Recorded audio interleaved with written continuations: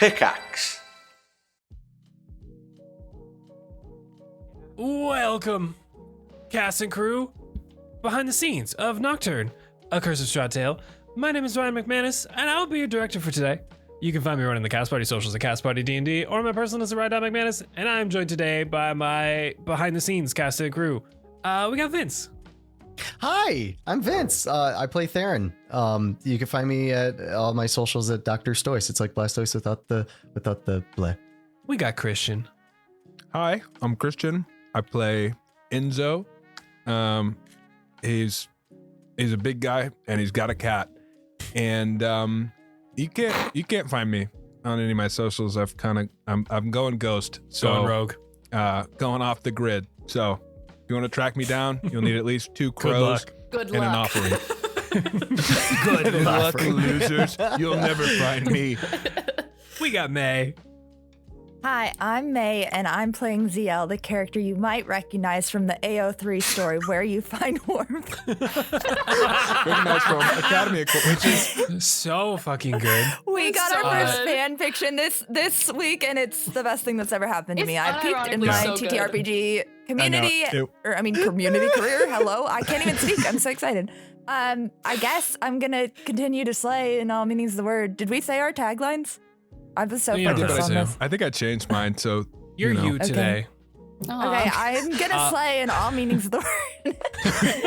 And I'm May LaFay on social media. And back for his second behind the scenes. We got Jose. Second? Have we Yeah, done a second behind the first? scenes.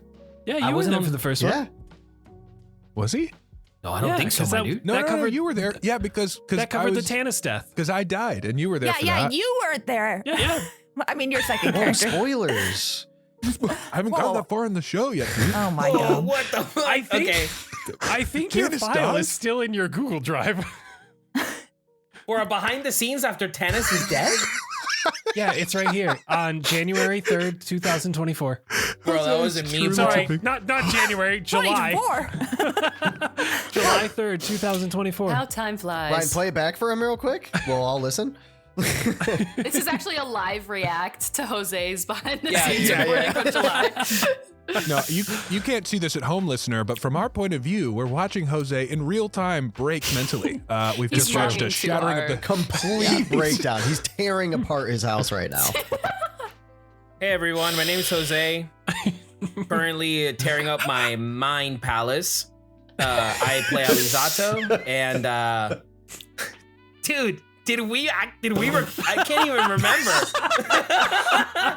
Okay. Anyways, we out here doing Velaki shit. So let's do it. funny, Goddamn man. right. You Goddamn taking right. all the credit. That's not cool, dude. Stop it.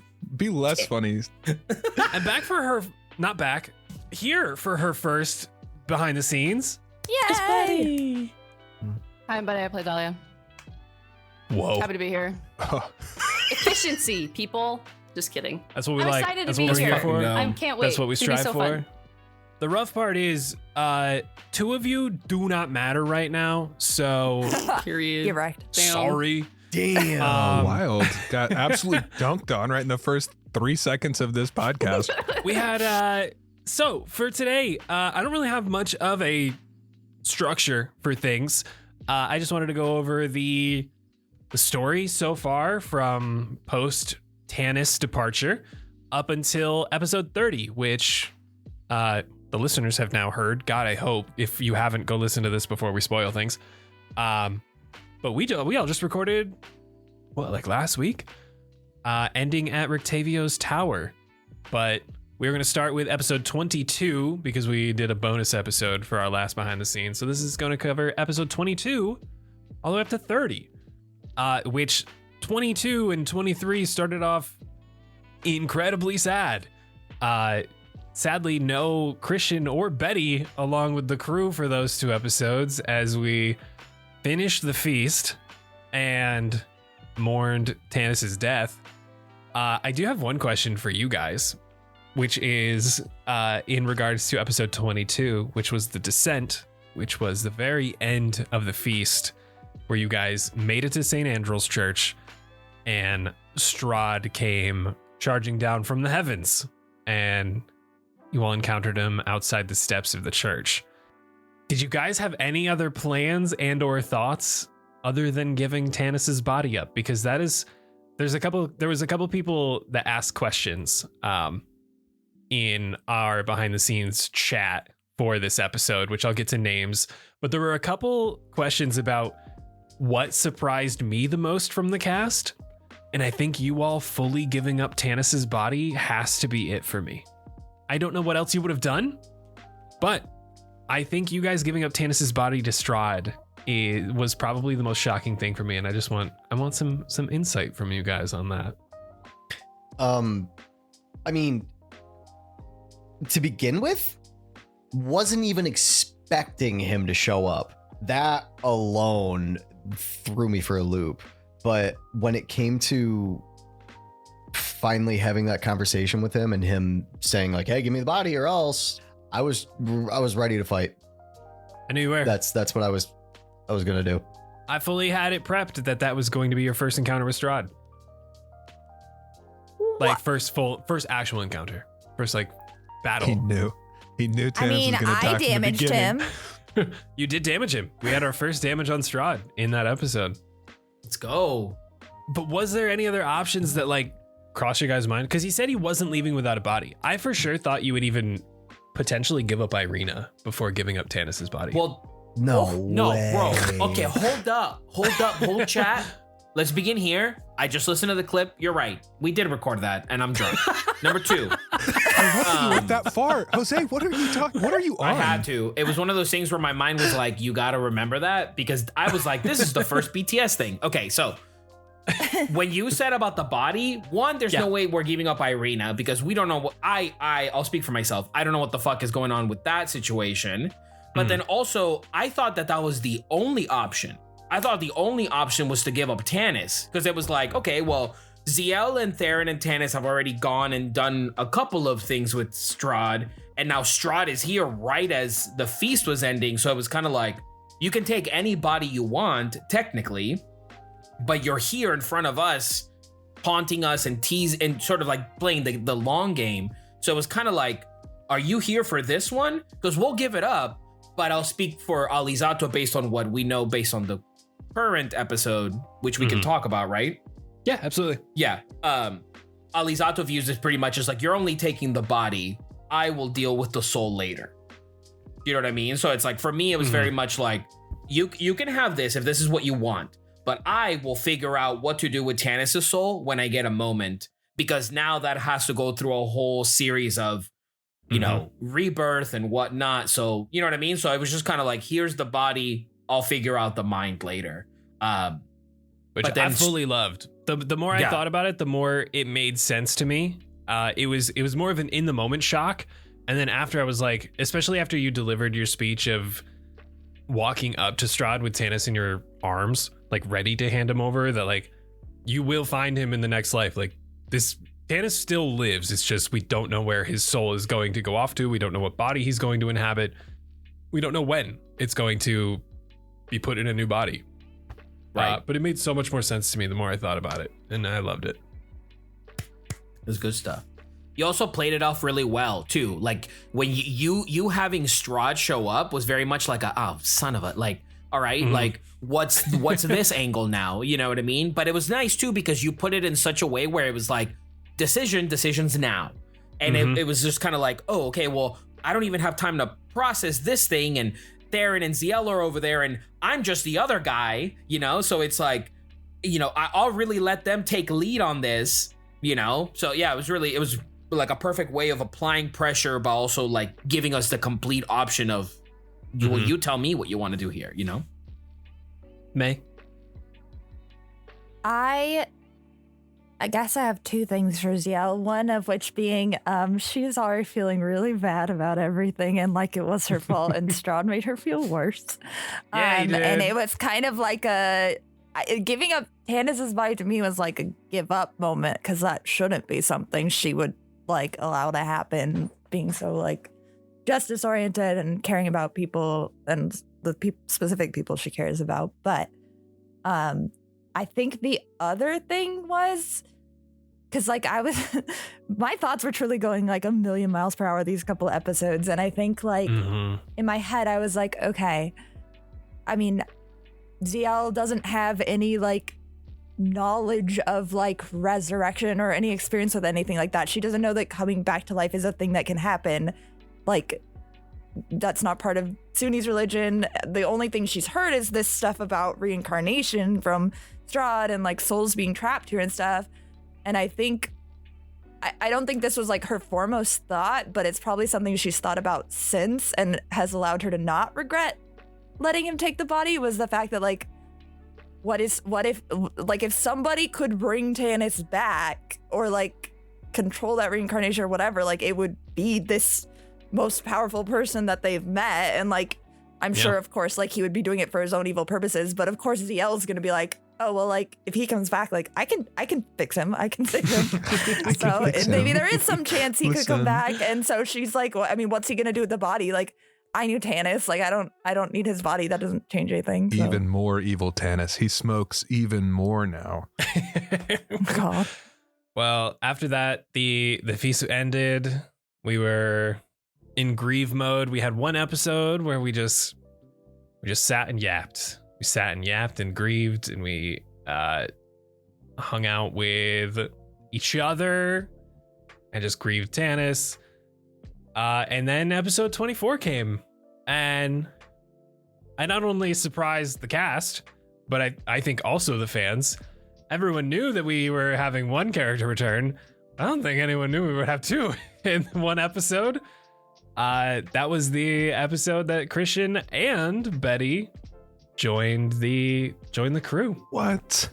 Back Yeah. again. What? Back Holy again. cow. Back. That just back made me again. realize that it was the same episode. That's right. Mhm. I That was a will packed say, episode. wasn't How? there was like a month or almost two in between all of this happening though? Like Yeah. the Tanis's Oh, death yeah. and them joining, because like there was scheduling stuff, but I feel like we were also truly like recovering. Oh, we really were God, like yeah. I IRL was. grieving I for was- the loss yeah. of Tanis. We kept I mean, we planned on recording the week after the Tanis death episode, and even then we were like, I think we gotta give it a little bit. I think there was probably a month in between every single episode from 22 to 24, and that helped me because I was planning how to get these hooligans back into the story and all that. So but I think it worked out really well.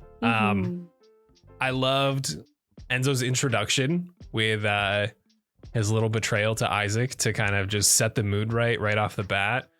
And then you guys fucking left him and in the stocks. And that's crazy. I laughed so hard. I knew it was gonna happen. In the back of my mind, I was like, "These assholes are not gonna come get me out of this." They saw me on the stocks and they were like, "We're gonna go to the Tanis inn." died 5 minutes ago. What do you want? I know. I was there. 100%. Okay. 100%. Listen, I didn't think we'd be able to get him out. I feel like if we tried, we would have been attacked. Hey, we just lost a bud. Do you want to be a new bud? Because we got a slot open. We got an open seat, babes. We need a replacement, bud. Yeah, Christian and I absolutely. had like 3 or 4 calls about Enzo in like the first episode and joining and how to fit him in perfectly. And he was like, so how am I like getting with the group? I was like, don't worry, like they're gonna let you out and they're gonna chat with you and they're gonna be great. And then you guys walked right the fuck past him, ignored him completely, and Went to the didn't go inn, I back think. from that But night. I'll I tell was you like, what, sat down in the Christian, inn. hold No, up, don't- wait. But I'll tell you what. It Don't even works tell me what, Jose. perfectly if you really think about it. Because then it's the guy who's like low key betraying, Isaac up on the fucking stocks doing his thing, and it's kind of like, well, we don't know where his allegiances lie, so it's kind of like up in the air. So then for him to show up at the Blue Water Inn after with the homeboy, and then him completely ignore the homeboy was not that you did completely ignore him, but like to a degree, Poor it was kind of like, ignored him. oh, neat. Yeah. Like this guy's kind of like, okay, he's interested in something a little more, so he's coming out of his way to like meet us in the middle type of thing. I like that, but that was funny. It did I'll work say that- really well. Like as a cast member, I laughed my ass off when you guys didn't talk to me. from a story perspective, I agree with you, Jose. I think it worked really well that it went the way that it did, because I don't know that I could like logically figure out how you're like, oh yeah, well, we're gonna go like talk to this dude right now, you know. This random guy decides this is the time to have a little speech, and you're like, hey dude, actually, like, do you have a card that we could, can we contact you? I know you're beefy, but on the scale of 1 to beef, can you beef? And then you're like, dude, like, I'm fucking down. Can you beef? This dude's like 6'7". Yeah, that's what I'm saying. And it's like, a he can brick beef, house. And you're but like, how much can you beef? Exactly. And then later that episode, the breadcrumbs finally led to Dahlia waking up Alizzato in his little hut outside the wall. That was so fun. I love that. Hilarious introduction, and I loved it. Hilarious. That was fantastic. I'm honestly And glad. then you had. Go ahead. No, you go. You go. No. You. It's you. No, Your introduction. I'll please, ask my Jose. questions later. Okay. We had talked a lot about it, Ryan and I, about, how we wanted to bring her in, and we had a couple ideas, and then Ryan was like, they did something else, never mind, we're gonna do something else. That was hilarious. The panic DMs throughout the evening as you guys made different choices. But it was funny because I was like, I don't know how she would, like, I couldn't find a reason for her to approach the entire group. She's got social anxiety, right? Like, so it was such a perfect, like, intro for her to just be with one person in the seclusion of the woods, because it was just very fitting for Dahlia. So that, aside from the hilarious cast kerfuffles that were happening, it was perfect. It worked out perfect. D&D has a way of doing really that. did. Things just end up for the best. Not only that, too, like, you quote unquote, inhabited the woods. Yes. Probably like an hour outside of the wall that Alizzato resided at. But also, Alizzato was the one to have seen or at least known of the 2 previous foreshadowings of Dahlia. Yes. Which was so perfect. And the fact that he was like he lives in a beat up shack, like, it's not his home. You feel like you could follow him in there if he's walking in there beaten and bloodied. So I'm like, I can help him. She can help him. So she did. And I thought it was so funny too that everybody's like, are you his wife? That made me laugh so hard. Okay, everybody or Theren? So true. Didn't even ask, just said. Does Theren do that sometimes? What? Just doesn't think, just says. Just says. It might be a thing he does. I don't know. Yeah, that was cool. How many? So Ryan, you said that there was 4 occurrences of foreshadowing of Dahlia. I don't think there was 4. I thought it was 3 to 4. I remember I remember like 2 of them. There was one where Alizzato saw the ghost flowing through the trees outside during the feast. That was number 1. Number 2 was Alizzato speaking with Delarm? The one guard. The guard. Yeah. Who Dahlia resurrected Yes. during the feast. Like, not resurrected, but brought him back from death, quote unquote. Because he was killed during the feast. Dahlia was skulking through the streets and healing those who might have been gone down, brutally injured. Yeah. And we learned that? Alizzato did. That's it. Oh, okay. Me, dude. But you know what's cool is that did you know when you were doing those foreshadowings that Betty was coming, and that's what that was? Yes. Oh, We knew for cool. a while. Yeah. Oh, neat. That was actually another question. Someone who asked. Oh, is from Brent. Betty, when did Ryan get in touch with you about returning to Nocturne, and how did y'all come up with a character like as unique as Dahlia? Oh. I wanted Betty in Nocturne before Nocturne started. But Betty's so talented and got a fucking part to play and had to postpone. I'm sorry. So it was all just kind of waiting at that point on when she was ready, when we were ready, and we finally had our spot. But yeah, we had been talking about, I think I had her specifically start working on Dahlia a little before Tanis's death. Yeah, it was before Tanis even died. I think it was like midsummer, like late June, probably. Yeah, I think so too. It was early. And I think like my first question in regards to like how Dahlia came to be was like, what is the group? What does the group not have? Like what is the vibe of the group currently, and what gap can I fill? And I already had kind of like an idea of how I wanted her to be, and I was like, I kind of wanted her to be like a little nervous, a little skittish. And Ryan was like, please, they need that energy so bad. Please. Yeah, so much overconfidence in this group. So much overconfidence in this group. So yeah, that's how she kind of came to be. So, and her build is really dope too. And I don't know if we can talk about that. I don't know if that's tea. Please feel free. There is, I think there's only really speculation as to what class and race, especially Dahlia, is. But I think everyone. I think the only one that people are for sure about is Alizzato with Druid and Theren with Warlock. People are still iffy on if Zielle has multi-classed.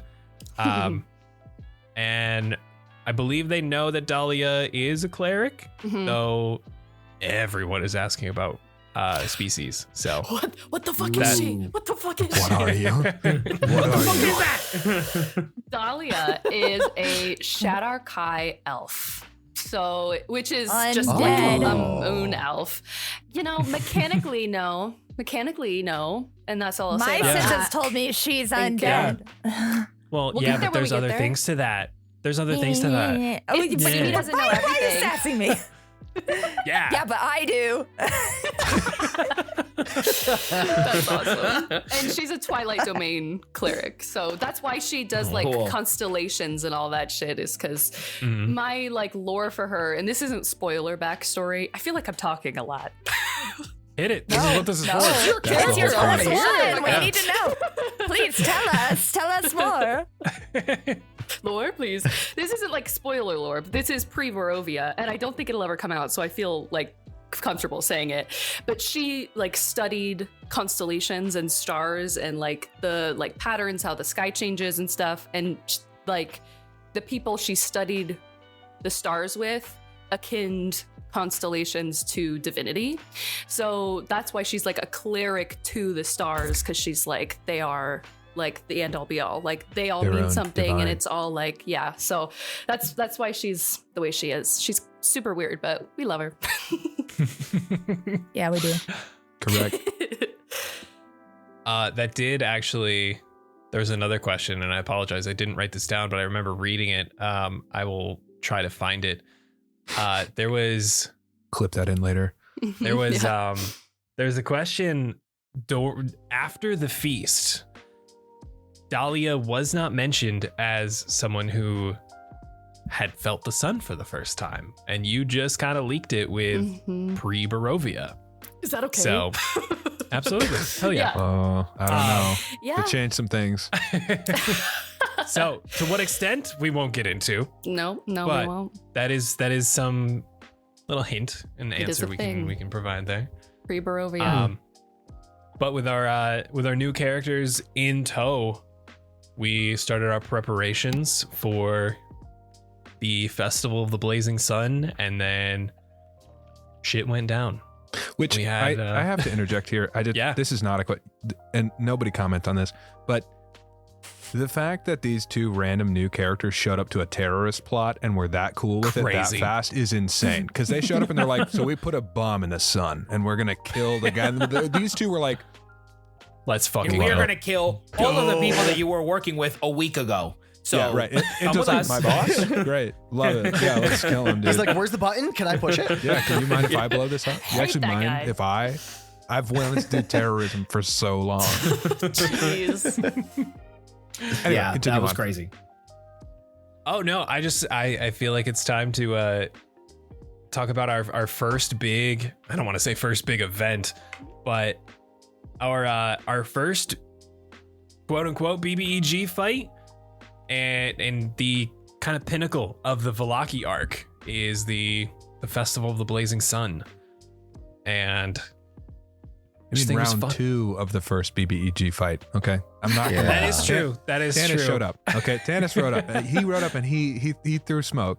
He lost for sure, but I just want that to be. We're not gonna dismiss my boy pulling up and throwing hands. The Oh, first I He have died to- for that. Okay, he I died have to for toss that. this in Okay. there. I found the question. It was from Bowie. I hope I said that name right. So thank you. But yeah, the festival was a blast. Did y'all think Irina would show up? No, I did not. I forgot about Irina, to be completely honest. By that point, I She forgot. was like, The fact that I realized during my prep that you had not told her about the bomb in the sun, any of the plans or anything, I was We like, didn't? she has to be there. No. No, we that's kept it a 'cause secret from her. That's we because talking? We never she talked to anybody. disappeared when she came to the tavern with us. She just vanished. I think even worse than Ryan that, it was never that. roleplayed her. Right. I think worse than that was that. After the festival, even Was after. it after the festival? That was before. Oh yeah, it was after. Yeah, it was after. Yeah. I did totally listen. I forgot about Irina so hard. I edited her out of that episode. She did not come to the tavern with you. This is news to every listener right now. that is so funny. Oh Edited my her out of god. the episode. That's so fucking Surprise. Yeah, I mean- it did make the director's cut. It did Yeah, not yeah. make the final cut. When you brought her in though, Ryan, it wasn't like a, oh shit. Like I was kind of surprised, but I was also like, okay, yeah, I could see it happening. Mm. It felt for me more like when that kid that was lost on the field trip shows back up and you're all like, oh, Oh well, shit! yeah, you were here. Yes. I forgot you came. Yeah. Yeah. Okay. Hey. Yeah. We were just about to go to the M&M museum. You know. Yeah. Oh, dude, perfect timing. We were just about to go in. Yeah. I'm glad you showed up for this. We're just about to kill somebody who's completely unrelated to you, as far as we know at the moment. Yeah. Come on. Come One on thing I in. did realize is you guys are fucking strong. I'm glad I got some good hits on y'all. But you held your own against a single enemy, and I think that was really cool. I'm curious to see how you do versus like a group. So I'm sure we'll get to that at some point soon. But one Okay. big tough enemy, you guys had ways to subdue and support each other, and I think you guys played together perfectly. And that combat was like one of my favorites. So thank you all. That was really fun. I enjoyed it. I promise the next BBEG that we have, I will only get down 10 times instead of 20. I sent that joke. I know this is so stupid, but after that episode, I sent in the chat the little like GIF of Doctor Strange doing Dormammu. I've come to bargain, because all I could think about was you getting like knocked down, coming back up, fighting, get knocked down, come back up, you're right back, and I was like, oh god, this is so funny. Betty, you had a question? Yeah, that combat was just so cool because I have never experienced a combat with that many attempts and successes to like either physically restrain an opponent or like burden an opponent. Like there were so many cool actions from everybody that were not just like let me do damage. It was like let me make him stop moving around so we can all just wail on him. That was really cool, and I thought that was a really good this mechanically our characters work really well together in that way. That was really, really fun.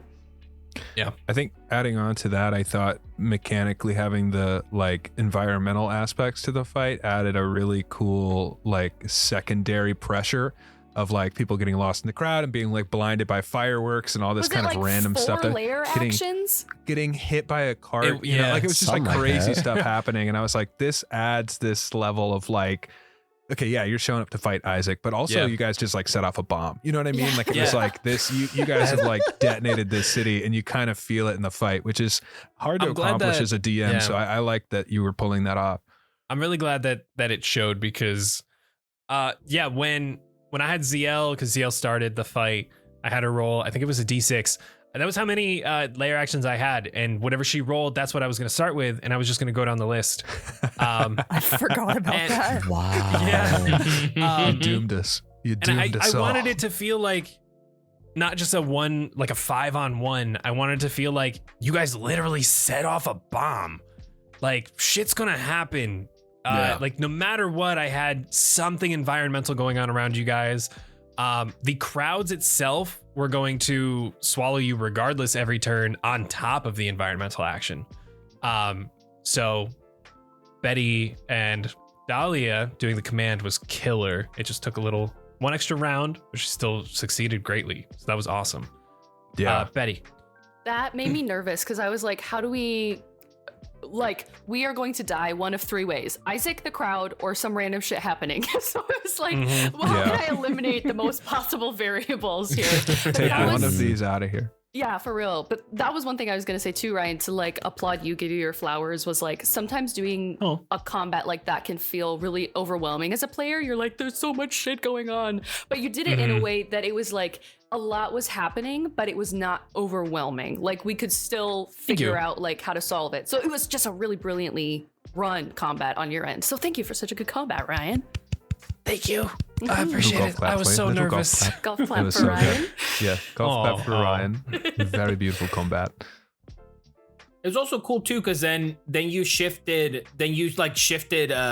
focus, right? So it's like you were at first, to avoid all of the, because I feel like that's one thing that could always easily happen. It's okay, well, here are all of your players are just gonna go up against the one guy, and it's like, well, Irina's over here, and the crowds are over there, and Isaac is really focused on Theren now, and Zielle and Theren and Enzo are all in that little cluster, and then all of a sudden then Isaac turns around and goes after Alizzato, but for a completely different reason. So it was kind of like, oh, cool, you know. So it was like, because even I, after a point, was like, you know what, I'll just chill back here, and then I'll just keep providing support for them over here, and if something happens, we'll just play it from the distance.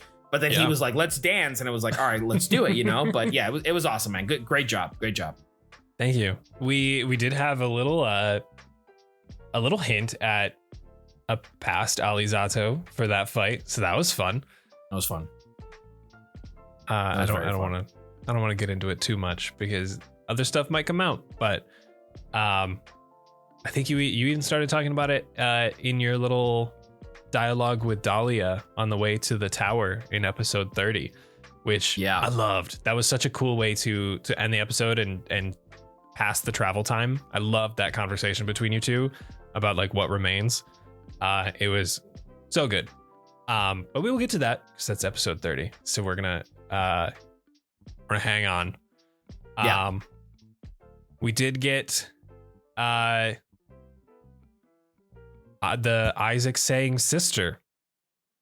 Wild. That threw that me, seemed Christian, to come as a shock to you guys. I think weird moment for me as a player was like Christian fully thrown. Like I was aghast, but Enzo, who has no connection to anybody in that fight, was like unfazed. And I thought that was, I mean, it never really came up as like a huge plot point, but it was interesting to me to be at a point where like, you know, as the player, I've experienced this through like the eyes of a different character who would have been like, oh my God. And now I'm playing as a character who's like, oh, okay. Did you guys already know that? Or is this like, yeah. But I gotta know. Why was he so creepy making dolls of his sister? Bro. There was a question from Trey's Trinkets. It was spoilered because this is part of the Curse of Strahd module. At least Isaac is part of the Curse of Strahd module. And he was basically asking, now that Isaac is gone, can you go a little bit more in depth in him? What was his plan in the story? But now that he's gone, can you chat about it more? All that. This was my plan for Isaac. I feel like Isaac, written in Curse of Strahd, is kind of underutilized, I feel like. He is, in fact, Irina's brother. And Isaac in the book does the dolls. Basically, he's having dreams about his sister and wants to get a visual of her. So he is going to Blinsky to make doll after doll and making sure everything is perfect. So when he sees the doll that he sees represents Irina most in his dreams, he can have that and he can hold on to it and he can hopefully find her, because he keeps having these recurring dreams that I need to find my sister sort of deal.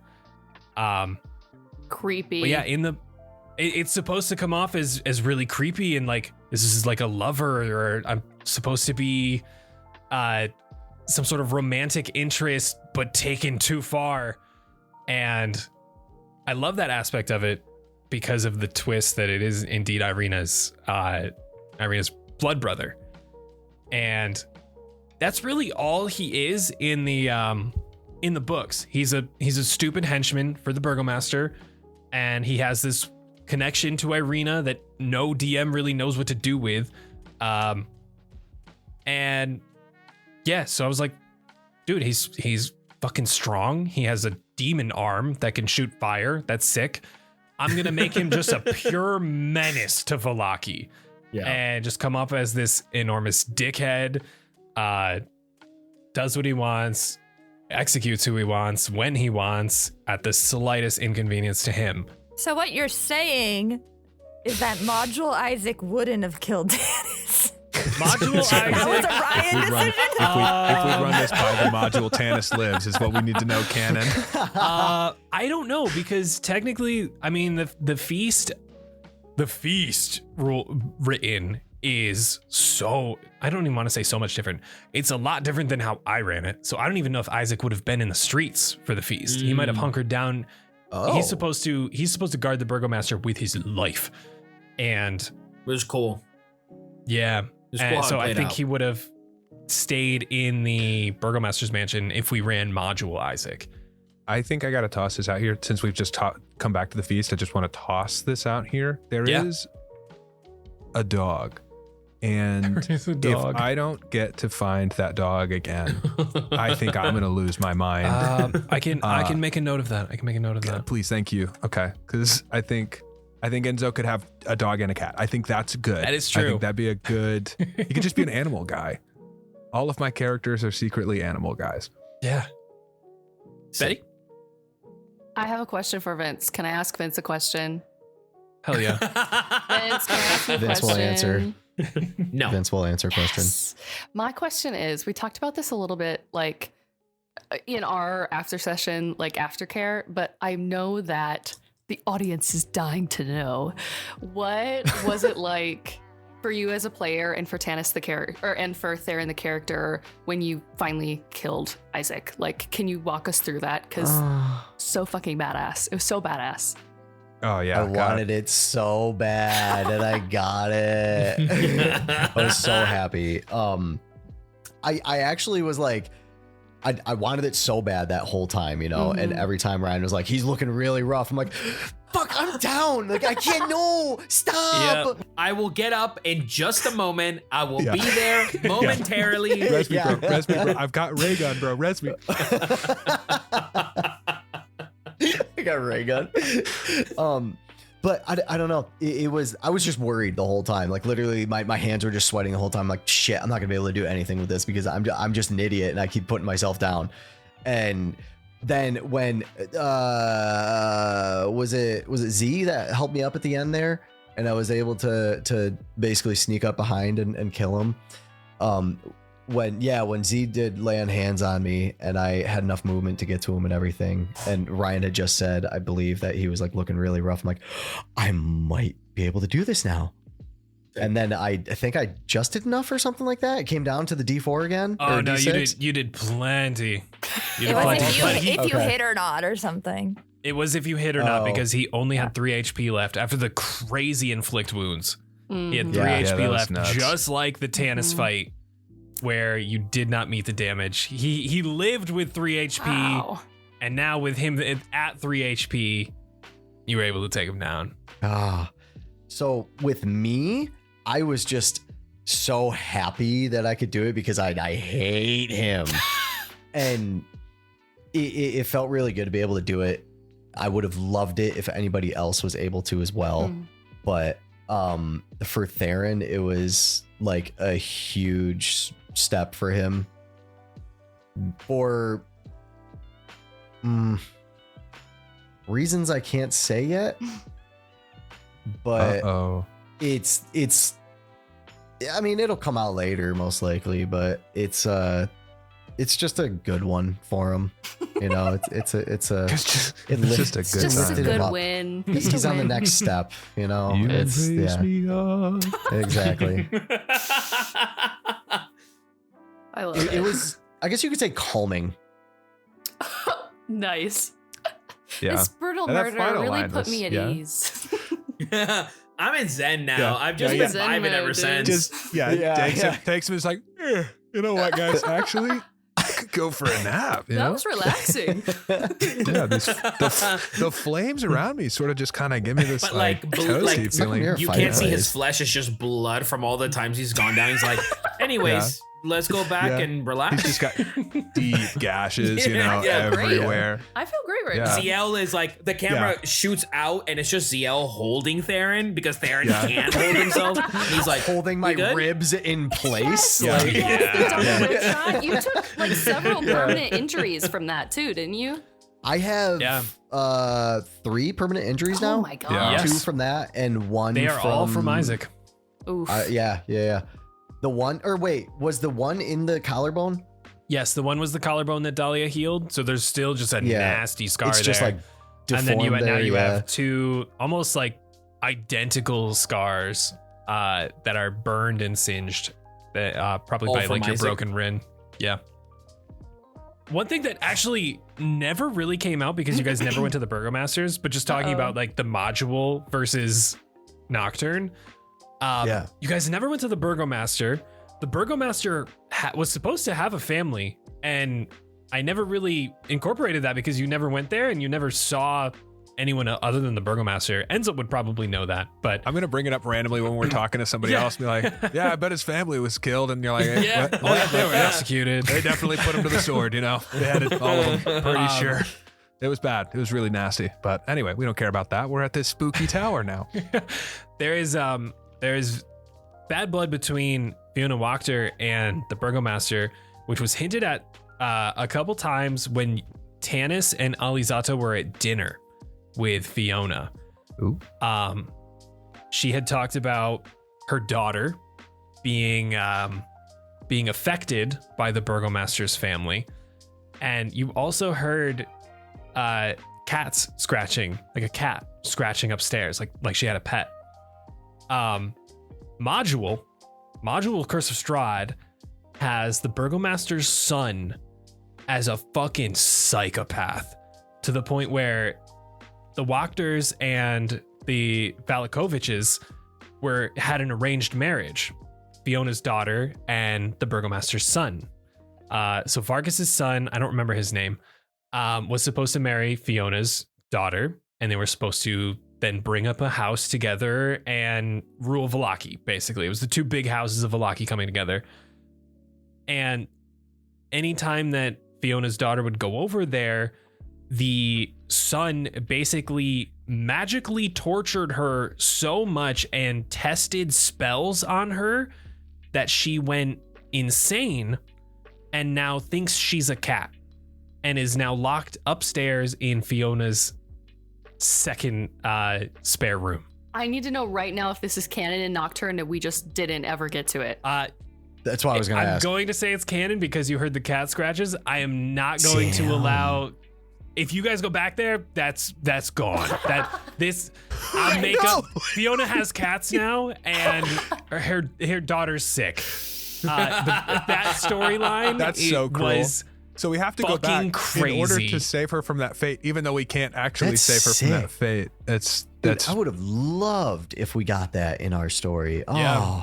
that's so. That was another thing Like- that people were asking about. Like, okay, now that there was optional story beats, of course, like there's always stuff that you miss along the way. Like, what are some stuff that happened in Vallaki? What other things did you guys miss? That was one of my favorite ones that you guys missed. There's another one that I'm not going to talk about yet. wait yeah. for the next BTS to find out the Yeah, horrible thing probably. that we've missed out on. But that's one of the fucking crazy ones. That's cool. That just brings up an interesting point about like the world of Barovia, which this might be like to like maybe I'm like concocting this too much in my head, but it's such a cool point to like my mind. this world is so fucked up and like so much fucked up shit goes on outside of what we're trying to like save. It's just a really cool like I don't know. I'm really glad you told us because that I think makes the world more real in terms of like the cruelty that goes on that we can do nothing about. Like that's just a really cool back of mind thing to keep hold of. So we won't go back and save the cat. Fully. Oh, there was another one. Alizzato, I gave you this note to tell the others, the shoemaker. Right around when you first joined, you heard something about the shoemaker being taken.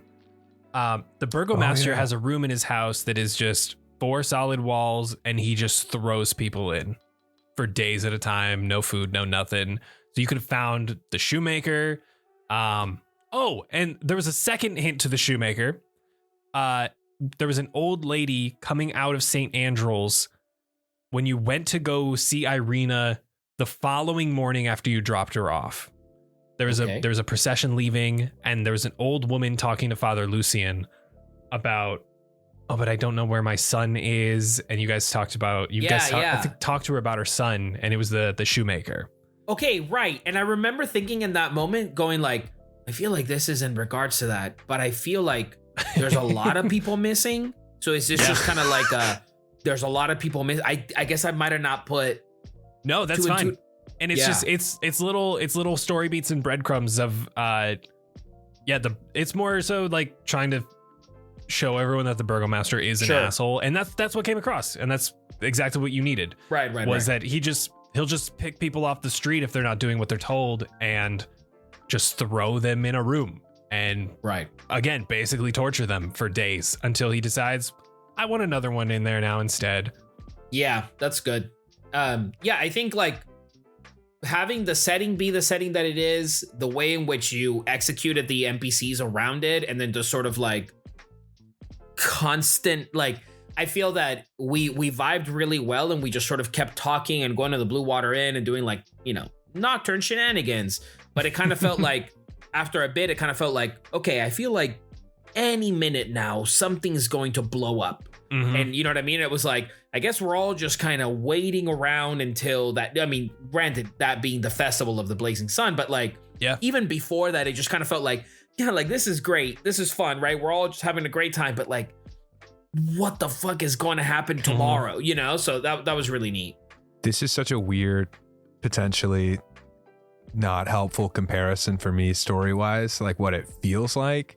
But Halo Reach was a game that I super duper loved, but one of the things that it's an amazing game. It's an amazing game, but it's so tragic because no, it does. Okay, thank you, because it's amazing, right? Because it is that game. It's that game. If you haven't played it, you don't know, but it's that game, and it feels in that game like you win just to sort of see like the loss. Like you'll have this moment of success, and you just sort of like turn a little bit, and you're like, oh my god.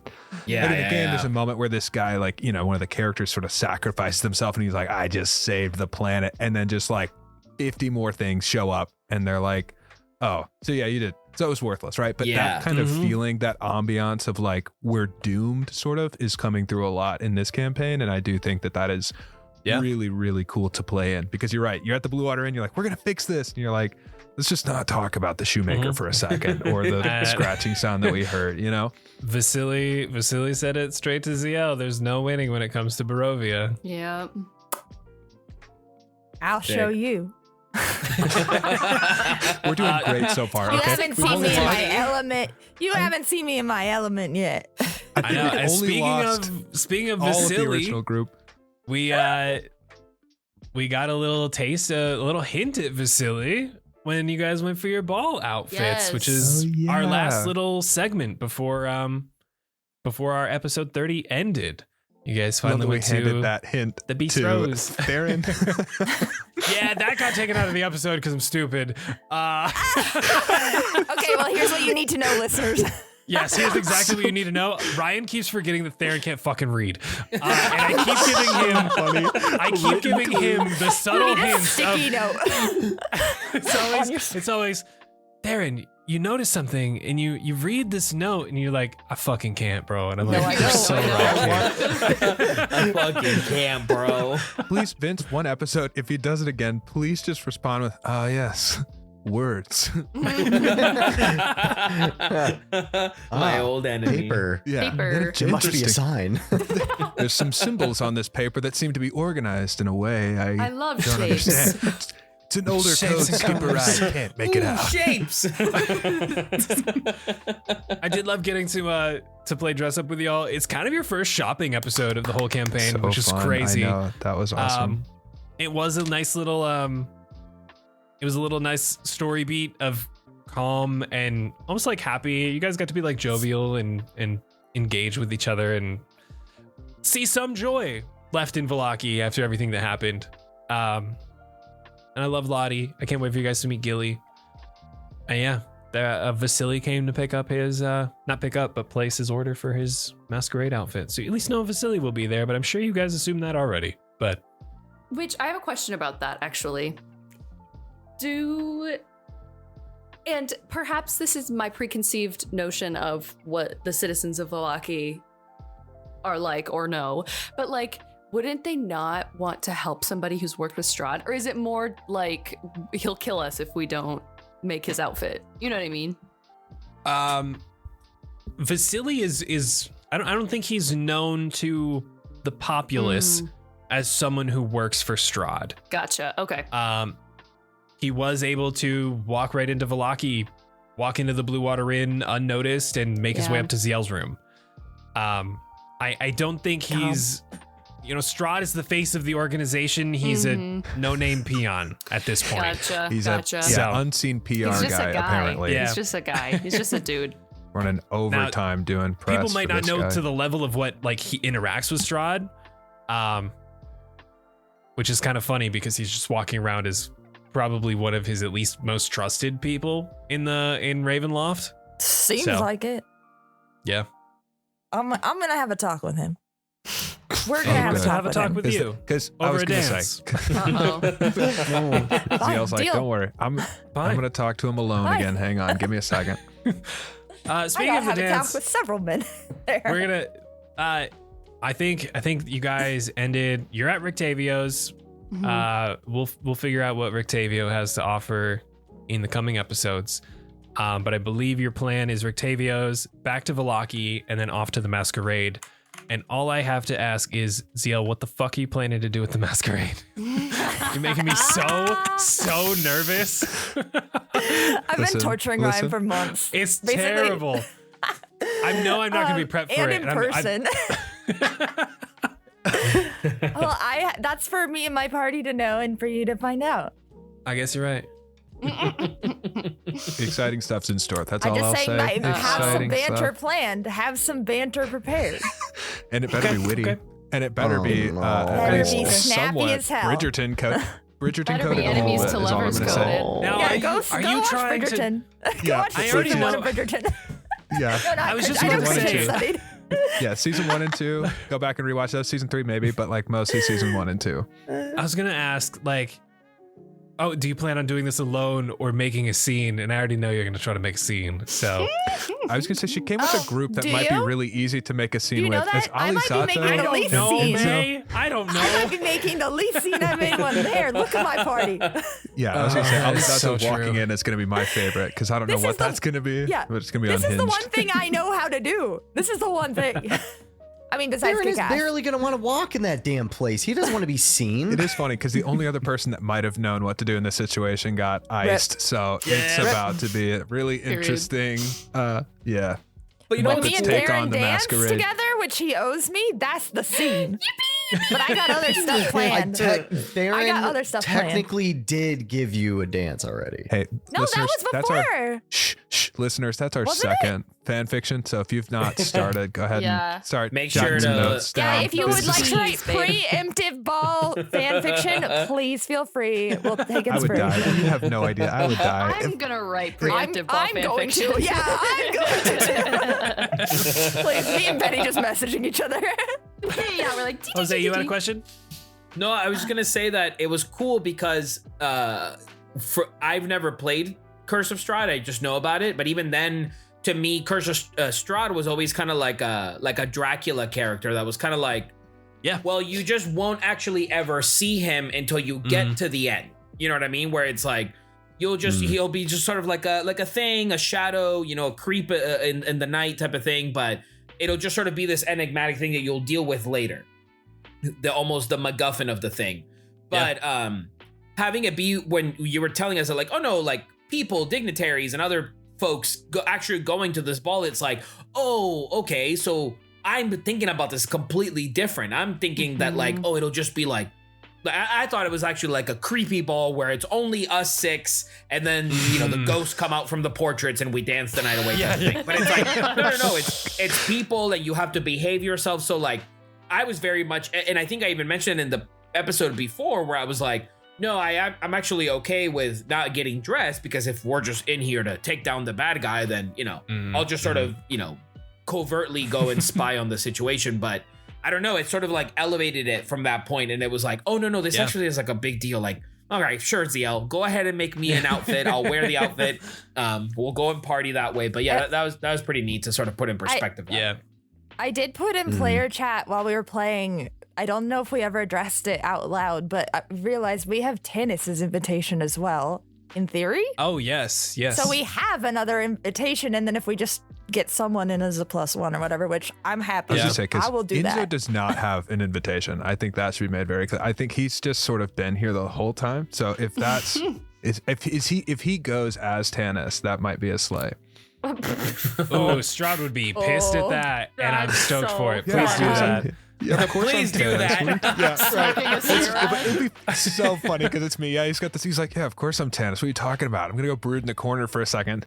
One of my back on one thing to bounce off of what Jose said is that is one of my favorite parts about Curse of Strahd is that the final boss is so relevant throughout the entire campaign. Like, he's supposed to interact with you frequently. He's supposed to be friendly at times. He's supposed to be just an ever looming threat, and that's one thing they kind of drill into is like, make him come up. Like, it doesn't matter where, it doesn't matter when, just pop him there. And for those listening, the module does not have a masquerade. This is a promise to May as a character. This was from day one. This was from before day one, I think. This was before day one. It's been over a year in the making. This is it. Yes, this is a before it ever started. May was like, if there's not a masquerade, this is a Nocturne pre-session 0 promise that I made to May. Best DM ever. Is that how we got her on? That was in her contract, actually. It's in my writer, actually. The writer, yeah, I was gonna say it's the writer. Must have masquerade ball with romance and themed dancing and fancy outfits.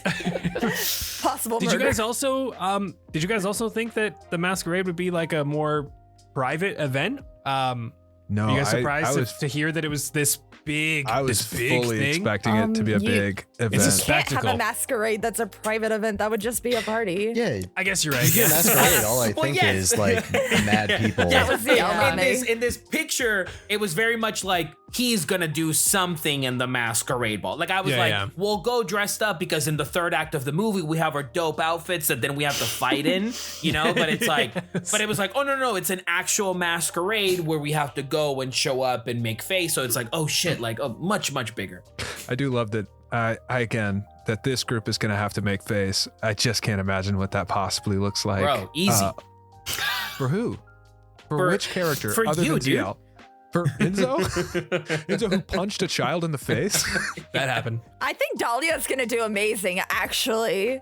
I think she's gonna be a hit. She's like this ethereal, face right this ethereal, quiet goddess who's kind of weird and haunting. Like, she fits in perfect. She just vented to you guys about not wanting to go back to the castle. But she's gonna do something. No, my favorite thing is that not only does May make her own fan fiction, but so does Zielle. Like, Zielle writes fan fiction about the people in her party. Like, she's like, oh, this person's gonna be amazing at this ball. They're gonna show up and they're gonna like slay, and then Theren's gonna be there and he's gonna figure it out and he's gonna slay, and then I guess Enzo and Alizzato will be there somewhere and they'll probably slay. Tell me I'm wrong. You're wrong. I haven't seen it yet. I'm gonna say probably wrong because I feel like when we went to brunch, you had similar hopes and it went so spectacularly wrong. So bad. Oh, brunch was such a good episode. I miss Brunch was cute. For who? For me, I loved brunch. It was great. Brunch was so When that cute guy gave me flowers. like that intense. was a good part. Yeah. I thought brunch would be It the was. peak There was- of like the first half of Nocturne. I don't know what is now, actually. The Masquerade might be, because to answer another question, I believe it was also Trey, how long do you think this game will go on? Are we nearing the end like you said at the start? Fuck no. And it's May's fault. Right. Because originally, I think even in the post-game teaser that I dropped for this, where I gave an explanation after the teaser, like I played the teaser and then I gave like a chit chat. I was like, I think it's gonna be like 30 to 40 episodes. It's fucking not. It's probably gonna be max 100. Don't say max. That's a bad idea. I don't think.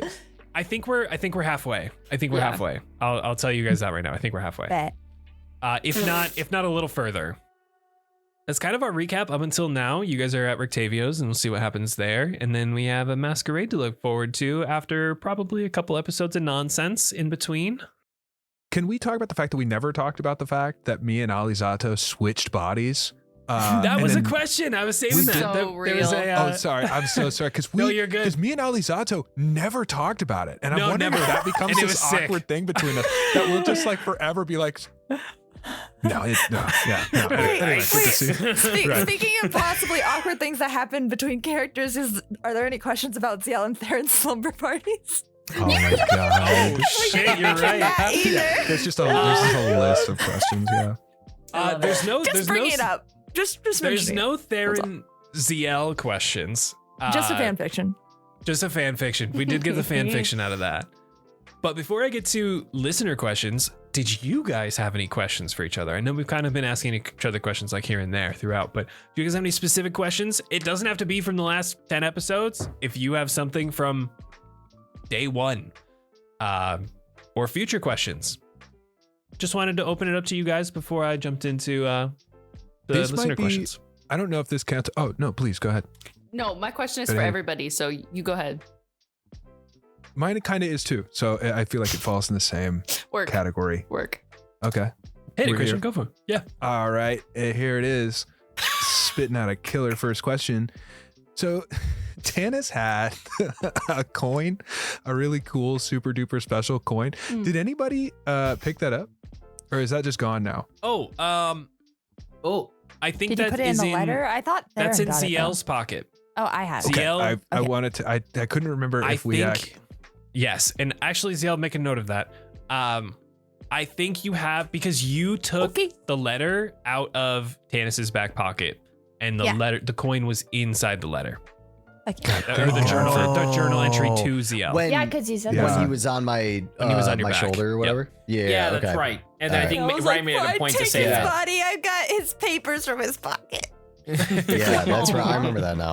I've got this Oh, coin. man. Okay, cool. I just wanted to make sure because I remember. I think I saw somewhere in the question somebody had asked about like who technically has the deed or something to the. the Winnie I don't know if now. anyone has the deed, do we? I think Strahd technically has it Strahd now. probably so- has It's the probably deed in your now. bag. Was it not? You didn't. Why would you carry that on you? Surely that would be at the hotel room, right? Or the tavern. This is room? Tanis. Tanis. No. Tanis isn't leaving You something at the carried the hotel. deed with you? No, Yes, Zielle went it was- into Tanis's room and did not. That's true. The only thing she found in the drawer was a carton of cigarettes. Can't wait for those ladies to find out that Strahd owns their windmill. Tanis. We have no God. income. He was We're such a screwed. moron in so many No ways. income. I did have to give you your ball outfits for free because I have not given you gold at all. So that's my No, we bad. did. Tanis I just did had give it you all. gold, but Tanis has it all. we just don't have it. Strahd's richer, baby. Bro, yeah, Strahd's like, oh my god, it's so much gold. Although Lady Walker could reward us in coin if she wanted to, considering she's wealthy. Yeah, if you guys and- go back there, I almost guarantee she will I give was you gonna say some we coin. should have asked for a paycheck up front. We're stupid. We just did that for free. We literally were like, terrorism? Yeah, we're done. We're down. We'll do it for free No like questions. it's the right thing to do. This is But why I we needed just- tennis I use my charisma as as currency. It's cool because I think that I kind of personally prefer, for me, I kind of prefer that because then it feels kind of like, well, in this world, because everything's so shitty, we don't really have the luxury to talk about riches in that Yeah. monetary sense. So it's just more of like, I know that if I just do this thing for you, it'll be good for me.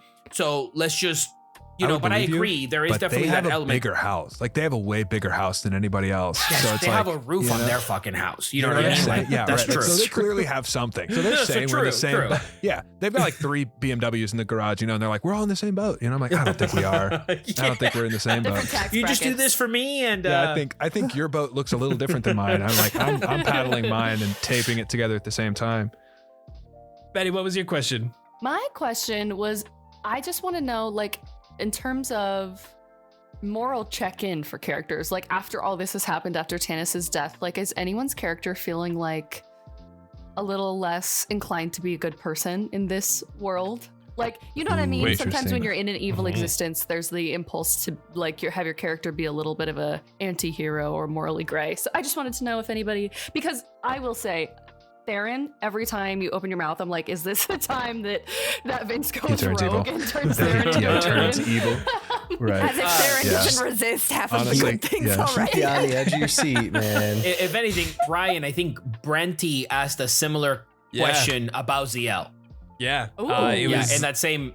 Yeah. It was basically along the same vein of have these events going on, and like Zielle being kind of the only the only OG from that friend group that you're at episode 1, like, have all of these things accumulated and turned Zielle a little on the morally gray side, or does she still kind of look for the light in things? How do I answer this? The TikTok audio that's like, the light inside is dying. Zielle is not the same person she was when she got here, but I would also note that despite the fact that Zielle performs like good actions, she does struggle with the question of whether she is a good person or not. And that is something that was happening before she got here, and definitely has enhanced now, because obviously we know she's done this bad thing in her past, among other insecurities she may have, even though she doesn't really show them. Some might say, I don't know, maybe she's overcompensating a little bit for something. But who's to say? So far, she's still keeping that facade up, but who knows? I don't know. We'll see. Where's the breaking point is the real question. Okay, shut up, Ryan. You don't need to think about that. Hey, that's why Strahd at the end of the feast was fun. almost trying to gaslight you into thinking that you were the reason the entire city is under blaze. That wasn't even gaslighting, because she already thought that. She's like, oh my God, if this asshole is saying that, then oh my God, like, everyone knows I killed all these people. So, just wait, don't worry. I gotta have a little talk with that guy too at the mall, okay? So, it's fine. Don't worry about it. I'm curious on Theren. For morally gray and all that? For Betty's question. He's always been. Mm-hmm. But are we teetering down more? That's hard to answer. Suspicious. There's I'm gonna say yes. Downwards? Uh-oh. Downwards. You don't think he's gone better in any way from the people he's around? For reasons that I cannot say. Well, Baron is going bye-bye too, so that would of course cause a bit of a spiral. Partially about it. I don't have any questions about it. I'm just interested to see where Theron's story goes, because he has been very morally gray since the beginning, and he kind of gets pressured into doing like the more good things, and sometimes he doesn't, and he just does the fucking bad thing. But there seems to be a lot, or I don't know, a lot. There is a amount of genuine apologeticness, I guess, because at least to Zielle, multiple times he's been like, hey, like I have a heart, or like, hey, would you forgive me if something bad? And like, so he's aware. It's not like he's doing questionable or bad things without that awareness, or like some hesitance. So I'm gonna say that. It's hard saying certain things without like giving details of like future stuff too. But just think of where I will say, just think of where he came from with his past. Yeah. And that's one of the biggest reasons why he is so like morally gray, because he had to do anything and everything to survive on his own, because he's been alone his entire life after losing his family and then his brother and sister, and trying to find a way to bring him back. And like I said, just being alone that whole time, going through shit the whole way through, and then meeting this crew and actually having people that are halfway decent to him. So that is all I will say on it. Sus. All right, You're then. sus, Keep your secrets. Keep your secrets. Keep your secrets then. All right then. That's actually, this is a question that's kind of piggybacks off that. It's from SDM. To all the players, have there been plot developments or character decisions that made you reframe how you saw your character and their journey? Are there any moments when one of your character's reactions surprised you, or happened to surprise anyone else? Like, were you surprised by anyone's choices? Yeah. Sleepover, slumber party. Let's go, batch. Yeah, that was a big one. I'm surprised by that. That was a big one for me, dude. What made you do that? That was so cute. Again, reasons I cannot That's say. what I mean. He's a good person. He just doesn't want to admit it. No, that truly one of my favorite moments of this campaign. I mean, it's Truly? that was a great moment. Every like sweet moment between characters. That's my shit. That's what I'm here especially, for. And yeah, any bonding moment. I mean, and it doesn't have to be romantic. And I'm not even saying this is, because right now it's only been platonic. And same with like any two characters or more or whatever. Like I just love. That's why I like D&D and why I like fantasy. It's still the character relationships. Like, yeah, magic and dragons are cool and whatever, but like in the end, it's still the character relationships that matter to me more than anything. Damn right. It's just the cool thing about fantasy is that the stakes are just higher, because it's usually like kind of life or death, which like forces you to make different decisions or act differently than you would in real life. And I love that.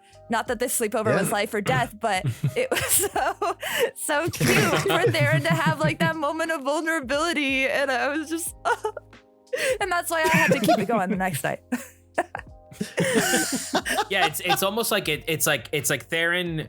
It's like, even when I got introduced to Theren, it's almost like, okay, so Theren's kind of like clearly going through something, and not that Zielle is that character that's like, hey, I'm just gonna make everything better, but it just feels like Zielle is just that constant person that's like, I can just show you how life is, and it's a little bit nicer here. You know what I mean? And it's like, and then just things happen. So I'll say that because that's how Alizzato views Zielle, which is very much like a, well, I don't know what is happening, but I know that she clearly has some control here.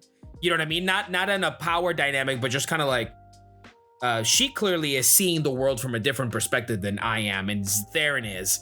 And if that brooding, and I think at one point in some of the episodes I might have said that, where it's just like, to Theren, it's like, you're the, like, I'll be like this with you, Theren, because you and I are probably looking at this from the point of view of life and death and kill everything and don't get fucked over. And then all of a sudden Zielle comes up with, what about Irina? And then it's like the humanity of it all comes back, and then you're like, oh yeah, that's right. I totally forgot about another person. Unanimous, yeah. That is such a good way to put it. That's such a good way to put it. That Zielle keeps bringing in the whole like humanity of things. She's like the anchor to the real world. What happens if I snap?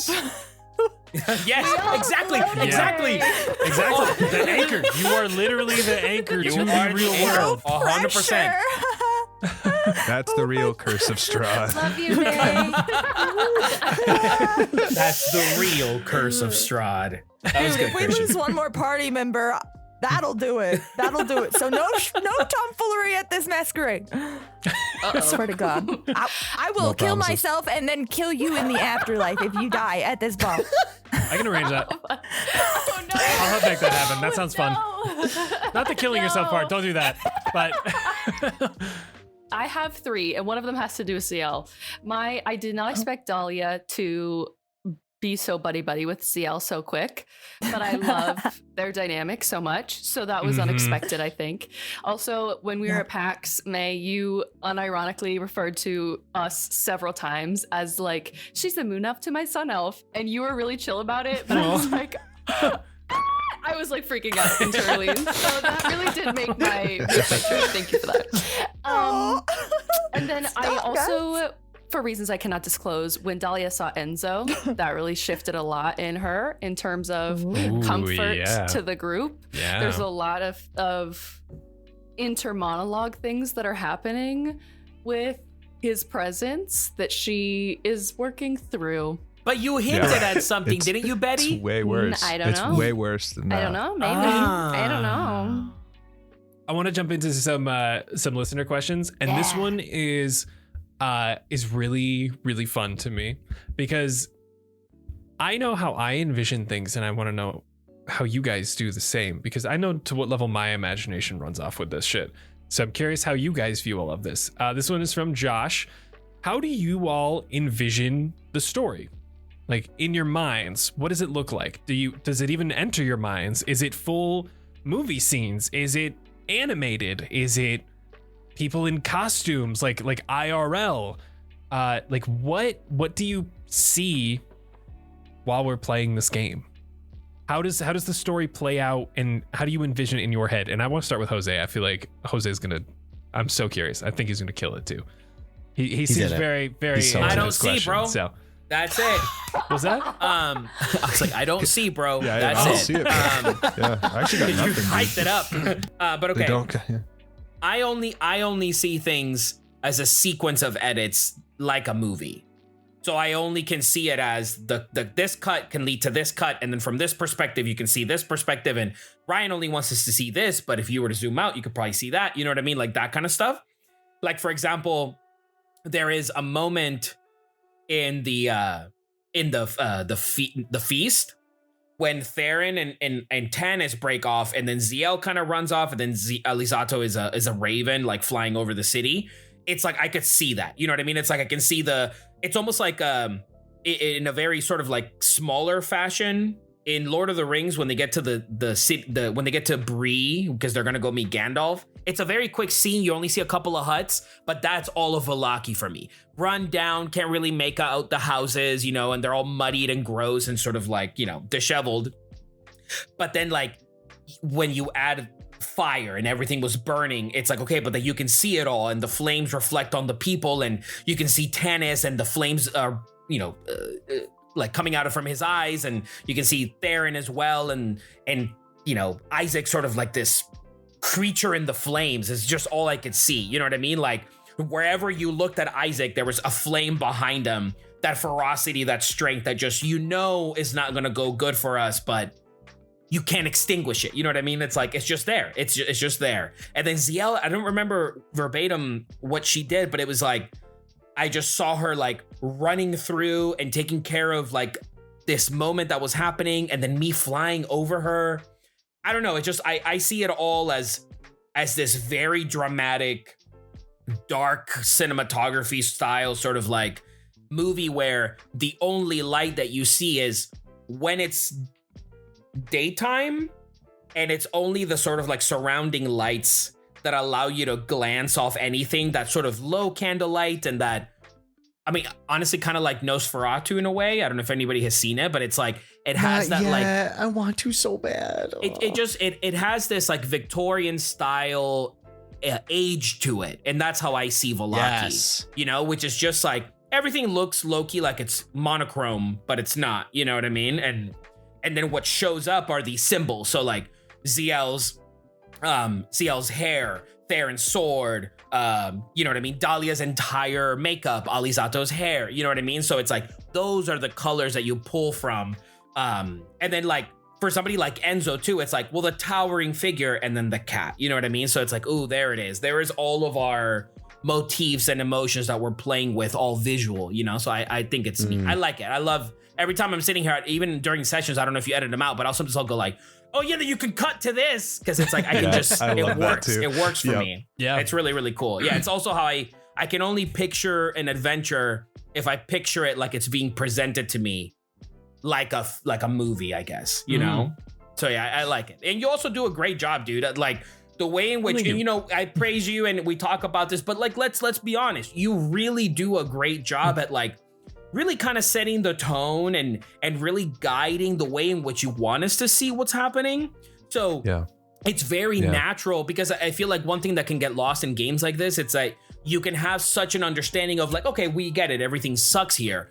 But you sometimes will throw in a little element here and there, may that be on a character or a setting or something else that allows you to further implant that theme and that tone, you know? So yeah. So my dude, slay. That's true. That's true. It's true. I have such a, you gotta know everyone always posts that chart with like, 0 to like 9, and like 9 is like an apple and it's got like the sheen on it and you can see the bright vibrant color, and like 1 is like, you can see a circle with like a leaf, like a stick leaf off of it. My mind is like full 9, if not more. Like I can picture in my head as you all describe like your combat scenes, or even just how you're talking in like the fucking Beast Rose with Theren is like, I'm just gonna go off into the corner by the cork board. Like immediate, just full scene of him walking, his full getup is playing through in my mind as like him just walking to a corner. It is so like hyper realistic and hyper active that I see everything, and I love all of your detail that you guys give to like your combat and your characters in general. Like I want you to know that plays in my head like a movie, like its own cinematography is going on over there, and I love it. And if I may, sorry, last thing, and then all of you guys as well. And I think everybody understands the assignment, right? So it's every time one of you guys describes something, it's not just and then I cast a spell. It's like, well, no, I gotta add the flavor that gives it the setting, that gives it the feel, that gives it the this. And it's like, okay, cool. Keep not overdoing it to the point where it's like, okay, I get it. You're, you know, whatever. But it just, it flows. So you guys too, like you guys are fucking incredible. Yeah. Truly. Just because it's a little bit different for me, I think I process information pretty slowly. So I think when we're playing, it's hard for me to be able to see it so streamlined. And I don't know how many people watching this will have seen Arcane, but Arcane has a really interesting way, especially in the beginning of the episodes. Well, hopefully, God, if you haven't, stop this right now. I haven't seen go watch through all of Arcane. Vince, hop off the call. I'm right sorry. Now. Go I've watch seen through season all 1. of It's Stop phenomenal. snowboarding. Yeah. Go watch through. Do your research. You have to. It's the greatest thing ever. But the way that they do the intro sequences in a lot of episodes, especially in season 2, is very sort of like jump cut storytelling. And so as my mind sort of picks up, like when you talk about like Theren walking to the cork board, by the time I'm processing that, we're on to something different happening. So my mind will sort of like jump cut animate these moments happening, but especially when we're in combat. So for me, I like to imagine it. The story happens a lot to music for me. And so I'll have songs when I'm in the gym or something like that, where I'll be able to like process the thing that we did in the story, and I'll sort of see it in this very jump cut, very hyper animated style. So just as a listener, if you'd like a different take, try finding like honestly the Arcane soundtrack if you'd like, and there was going back through some of the Nocturne stuff. There was one of the earlier, I want to say it was when we had the werewolf fight with Tanis way back. I remember I was at the gym and you were also at the gym. We were gym buddies from 12 hours apart. Hey, do you guys go to the gym? Yes. Once or twice. I remember you sending me a specific song. I wish I could remember what the song was. And you were like, okay, but picture this to that scene. Yeah. And sick. I was like, I love that. That's such a it's such a fun way to think about and like kind of think back on the session and almost recap it. I loved it. Yeah. Oh, you guys telling me your character playlists don't have 100 songs on them for this campaign? What? Just me? Right, scratch. Yeah, I did, and then I had to do a new playlist. Oh, So Rip. interesting, sad flashbacks. So thanks for on my bringing it up Spotify. again. So my background is musical theater.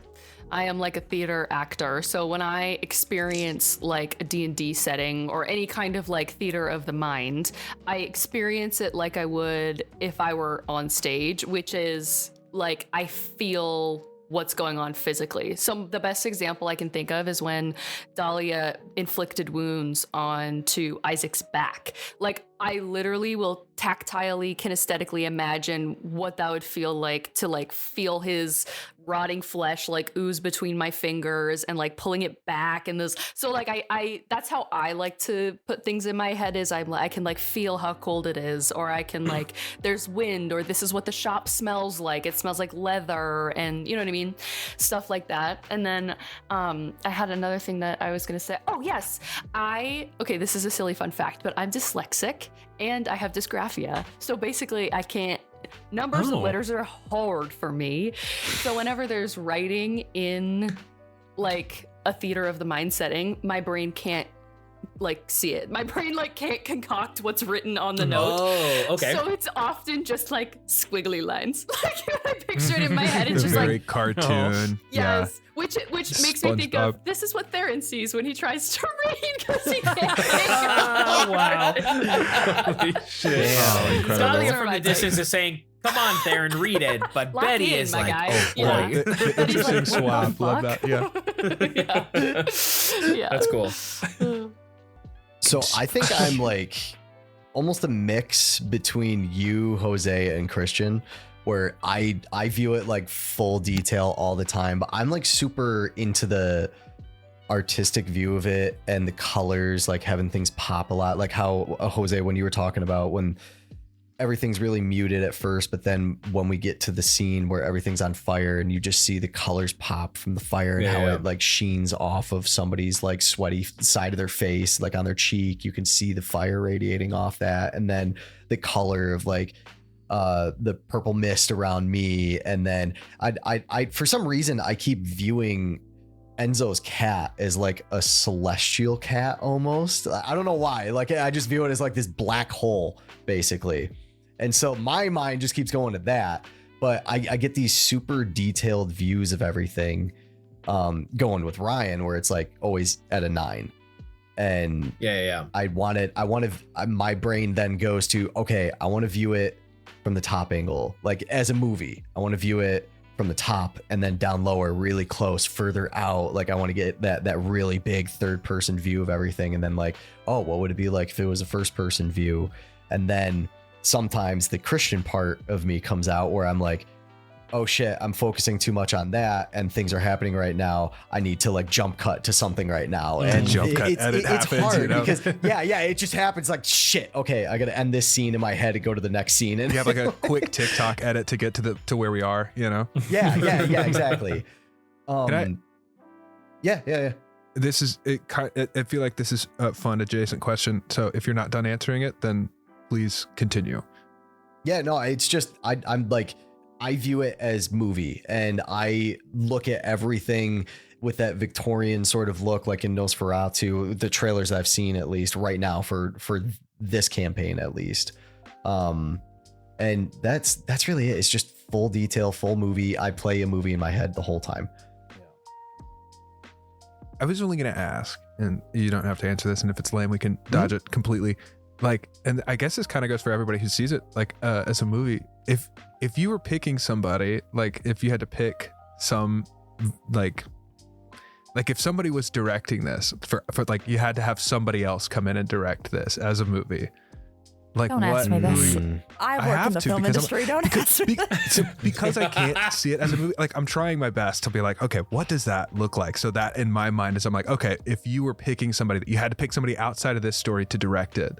Guillermo del Toro. Me!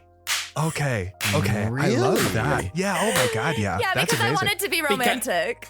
Because it is Pan's Labyrinth, Crimson Peak. Crimson Peak, Crimson Peak is Crimson basically Peak! Curse of That's what I'm Strahd. talking about. Yeah, 100%. Yeah.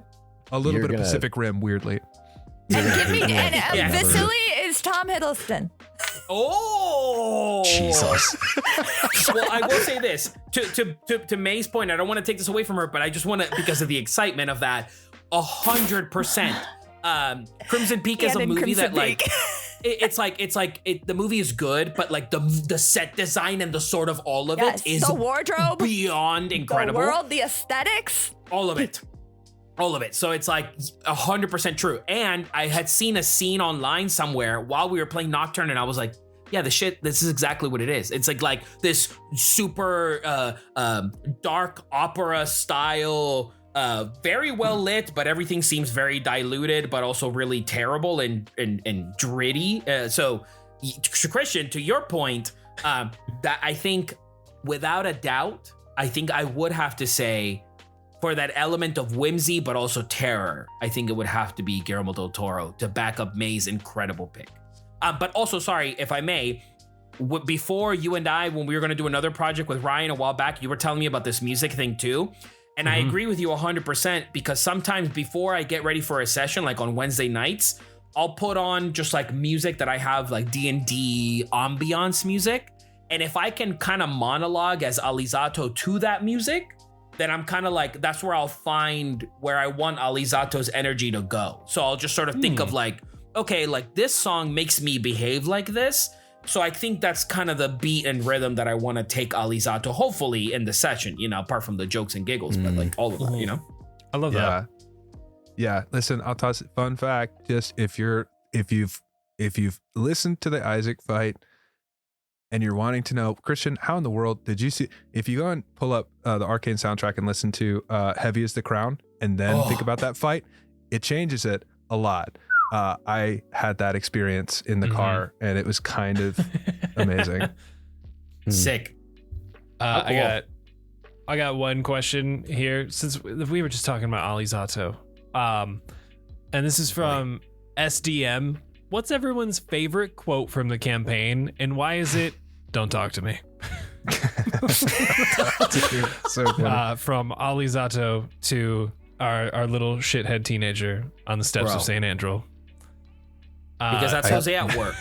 I mean, honestly, such a slay. Don't talk to me. That might be the best thing that's come out of this campaign. It's up there. It's got to be. I think the only thing that rivals it is May's very recent. I want to use my feminine persuasion to make everyone shut the fuck up. Yes. That's the best. That was good. Yes. That was good. So good. So real. You're so real. That was for man. incredible. No, honestly, that was incredible.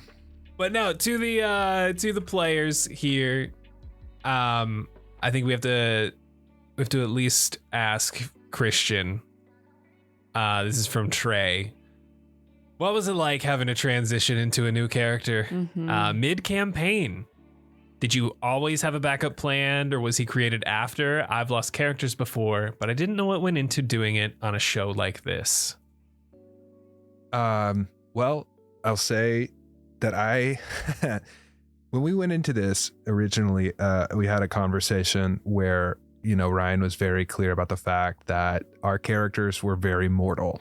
Like, this was not going to be the kind of story that you guys could walk out unscathed, and death was kind of always on the table. But at the same time, you always kind of go into a story like this, or I'd say that I came into the story with that as like an idea, but it wasn't really tangible. So I kind of always thought I was going to finish this story as Tanis until the feast. So in that regard, I had tossed around ideas of background, like of backup characters, and none of them were anything close to Enzo. Enzo was, I think, born out of I think wanting to create something very, very drastically different to the vibe that Tanis had brought. I was worried that it would be easy to sort of blend or like blur the characters if they were too similar. And me and Ryan even had conversations about like the accent and making sure that it was going to be something that was different enough that when you heard it, it was clearly like his own character. So transitioning was interesting. I fun fact again, you can hear it for just a moment slip back into the Tanis voice one time when we go to the house, the Wachter house, right when we open it up. I slipped into the British for a second and panicked, and I was like, oh my God, no, wait, that's the wrong character. Wrong guy. Yeah, wrong guy. Sorry. Anyway, Enzo. But no, it was a fun challenge. So no, I didn't have Enzo planned when we started this. I created Enzo out of like wanting to make something, a character who was more like optimistic and had like more of a wholesome view of what life meant, and like had more of a value for the people around him. And obviously I felt like I wanted to rectify the fact that Tanis was super squishy. And so I made a much bigger, much harder to kill guy. And we'll see if that serves me well in the future. But acting wise, it's always a little bit tough because there are moments that happen in the campaign where I think about how Tanis would respond, or like quotes that people say, or moments that come up, especially like the sister thing that came up with Irina, where I'm like, I wonder, like, if he had been here, like what would the response have been? Oh yeah, true. So there's always a little bit of like a pang there as the story continues. But it's been a really fun challenge to get to be two different characters in this really compelling story. Is a little bit of a dream kind of come true. You know, you're like, oh, I got to do two different awesome ideas in the same thing. I think we're gonna end on just one question, just based off that. Someone asked if we lost any story beats with Tanis being gone, and I will say the only story beat that was lost that I had planned was the Strahd's brother. That sort of plot line, probably the whole Sergei thing probably won't be brought up, I guess. It might be mentioned, though it might not be dove into as much as if Tanis were still with us. So I want to thank everyone over in the Cast Party Discord for dropping some questions. We had questions from Trey's Trinkets, Brent, Sunstorm Solo, Bowie, Cinta, Josh Zellers, SDM, Melodious, Insaniac, Zero, Ethan, Anna Banana, and Kate. I'm sorry we didn't get to everything, but we yapped as always. We yapped a lot. That's Sorry what we about do that, guys. best. If we didn't get to their questions, can we answer it in the chat? Hell yeah. Okay, cool. And if anyone hears this and wants to put some questions in the Nocturne chat over on our Discord, if you're not part of our Discord, patreon.com/castparty, you can join from the free tier. Free. You can come hang out with us for free. Literally You free. can yap with us. We get for to yap. free. Always. 0 Be a cents. yapper. So with that, I know I yapped at you guys last episode when we ended, but I'm just going to say thank you. And I love y'all for telling such an awesome story with me. I can't thank you enough for the hard work that you put in, No, you. talent that you have provided. Shut the fuck up. Let me compliment you guys, goddammit. No, you. But no, seriously, I adore you guys. This has been the most fun I've ever had DMing. And I can't wait for more. Yippee. So, and there'll be plenty more, Yippee. as you all know. But until next time, we will see you guys in, oh God, that's 5 months for another behind the scenes, which is Whoa. crazy. God, wow. When episode What? 40 drops. Yeah, episode We're 40. never finishing this year. What do you mean? Are you ending our show, Ryan? No, I'm not. Yeah, we're getting canceled. would never. Take We're us going off 5 the months air. to do 10 episodes. That's upon release, Release-wise. May. Yeah, release-wise. That's upon release. don't They know. will see us in 5 months. The listeners will see us in 5 months. We'll probably do this in like 3 or 4. All right, y'all. Till then, bye-bye. Bye. Bye, Everybody. No, you.